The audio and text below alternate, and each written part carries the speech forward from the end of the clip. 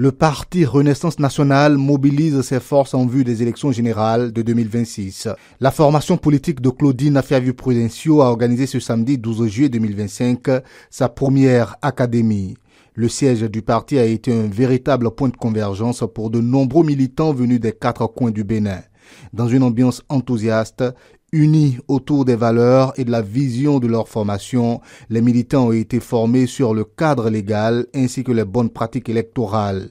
Mais pour la présidente Claudine Afiavu-Prudencio, cette académie est bien plus qu'un simple cadre de formation politique. Elle est un espace de transmission, un lieu de ressourcement idéologique, un creuset de maturation stratégique. Elle incarne la volonté de notre parti de se projeter vers l'avenir avec lucidité et méthode dans le respect total de la ligne politique que nous avons choisie, celle de la majorité présidentielle conduite par le président Patrice Talon. Ce choix du parti Renaissance nationale de faire partie de la majorité présidentielle était une option politique éclairée et conforme aux idéaux de Renaissance nationale. Sa présidente a tenu à le rappeler à tous. Ce choix n'était pas un réflexe de circonstance, mais une adhésion profonde à une vision d'État, portée par l'ambition de réformer en profondeur, de construire durablement et de gouverner autrement, c'est-à-dire par l'exemple. Aujourd'hui, à l'orée des élections générales de 2026, le parti Renaissance nationale s'avance avec responsabilité et sérénité. Nous ne revendiquons rien. Nous affirmons simplement ce que nous sommes. Une force politique organisée, disciplinée, présente sur toute l'étendue du territoire national et totalement engagée dans la dynamique présidentielle. La présidente de la seule formation politique dirigée par une femme au Bénin a mis à profit l'occasion de cette académie pour réaffirmer devant ses cadres et ses sympathisants l'ampleur de ses ambitions.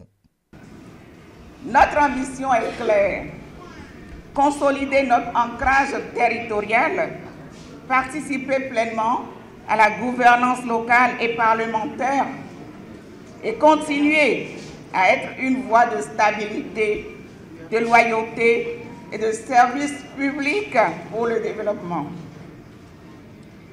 À travers cette académie, nous formons nos cadres, nous structurons nos réseaux, nous affûtons nos réflexions, nous le faisons en parfaite cohérence avec la majorité présidentielle.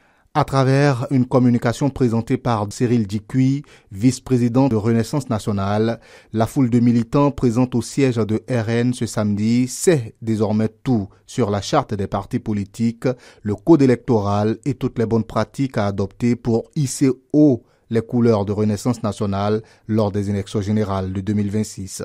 S'agissant de l'élection des députés, nous devons absolument faire la déclaration de candidature le 8 novembre 2025 pour les élections communales, le 24 octobre 2025 pour l'élection du duo président de la République, vice-président de la République, le 10 octobre 2026.